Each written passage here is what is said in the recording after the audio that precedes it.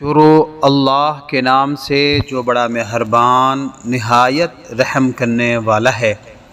جنت میں ماہ رمضان کا استقبال۔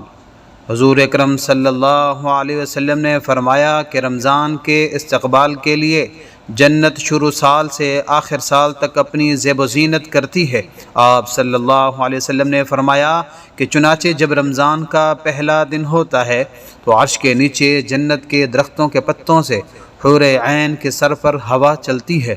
پھر حوریں کہتی ہیں کہ اے ہمارے پروردگار، اپنے بندوں میں سے ہمارے لیے شوہر بنا دے کہ ان کی صحبت و ہم نشینی کے سرور و کیف ہماری آنکھیں ٹھنڈی ہوں اور ان کی آنکھیں ہمارے دیدار و وصل سے ٹھنڈک پائیں۔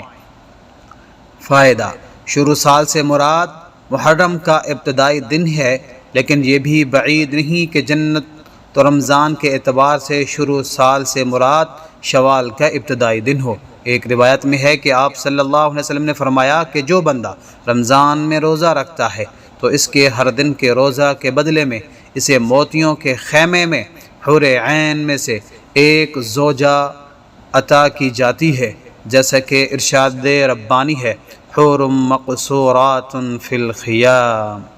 اللہ کریم سے دعا ہے کہ اللہ مجھے اور آپ سب کو جنت میں داخلہ نصیب فرمائے، آمین ثم آمین۔